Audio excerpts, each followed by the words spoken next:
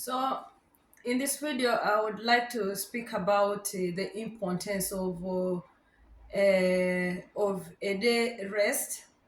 Why one should dedicate one day or one weekend day to recharge, or just to be out of the routines both at work and at home, to just disengage and be yourself and just have time or a day for you just to think about in form of a holiday. You're just there. It's worth having one day in during the weekend for that, and indeed I do that, and it really works for me. Like, I know Saturday is a day for us not to touch anything, whereby even the children are also prepared. They are not to engage with home learning, it's for them to catch up with friends, socialize, or we get out as a family and do things that are out of the house chores, or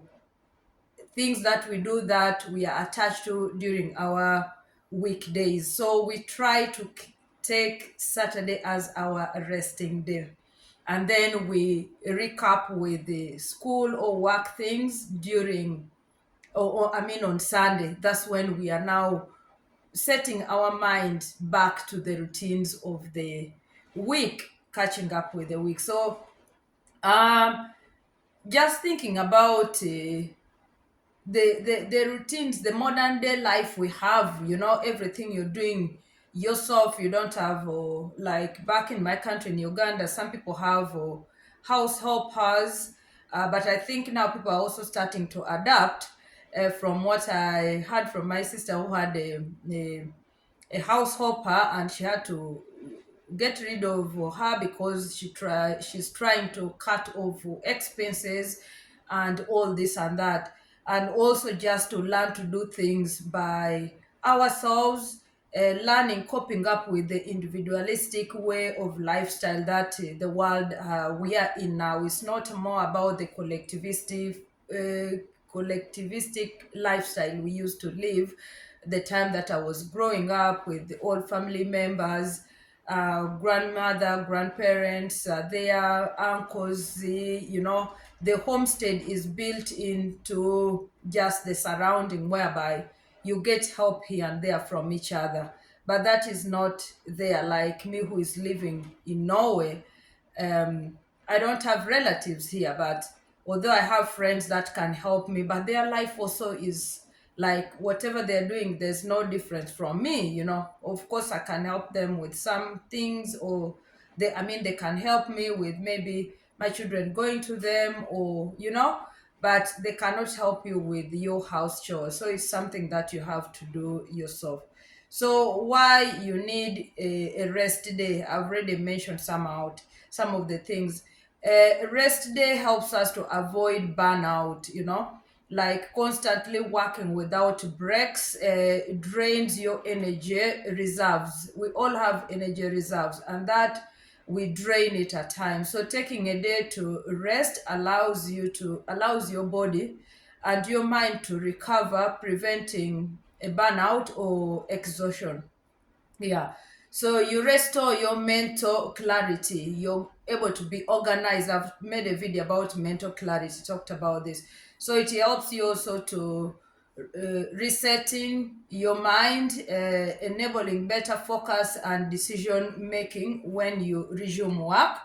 Um, Also, a day of relaxation can provide a fresh perspective on a week ahead. You're relaxing and planning, but when you're constantly doing something, you don't give your brain time to rest and plan ahead.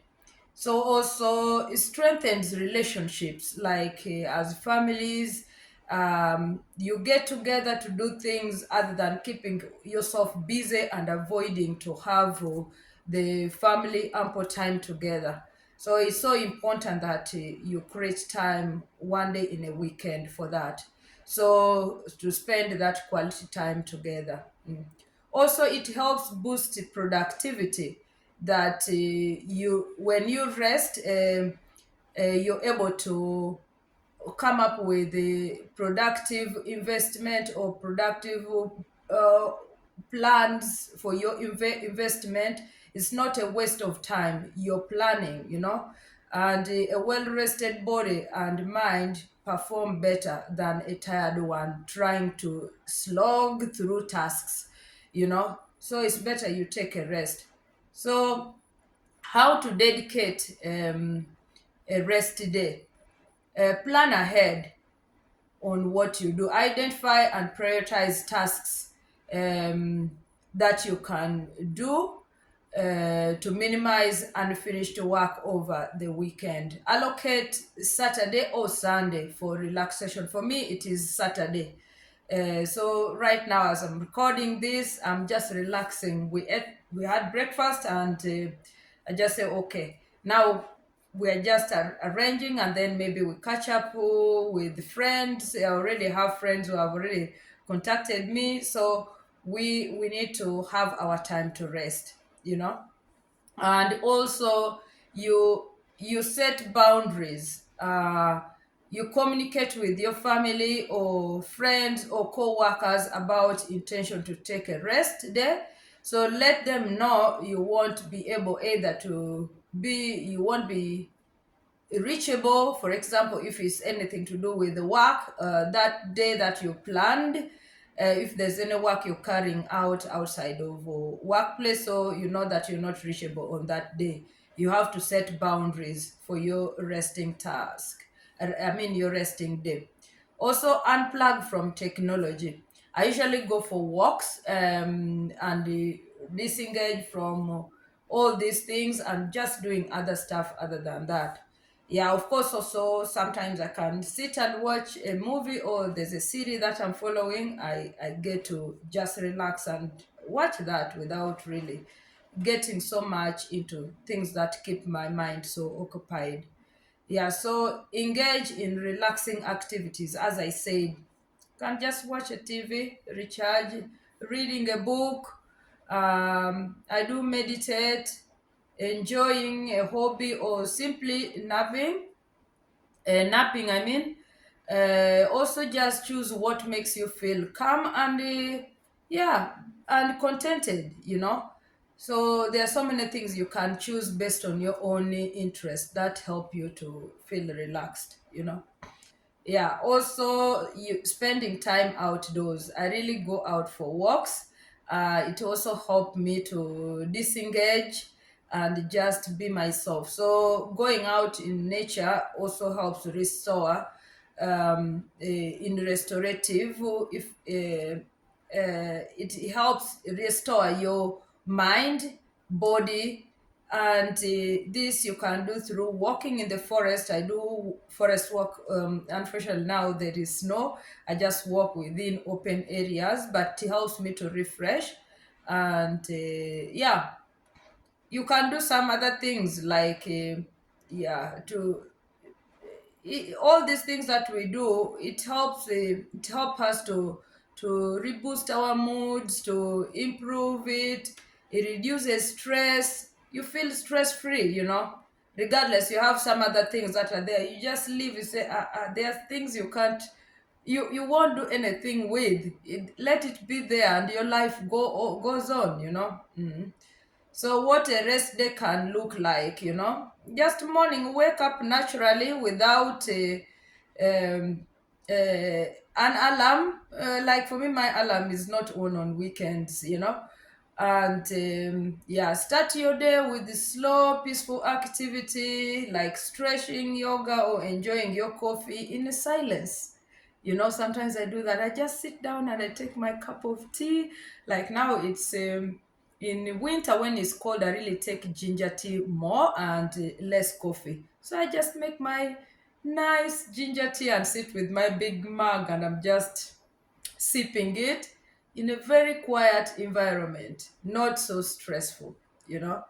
Yeah, so like in the afternoon, you focus on hobbies like light activities or spending time with loved ones. Avoid scheduling errands or any task that feel like obligation. On that day, no, we don't. A task is only cooking, maybe.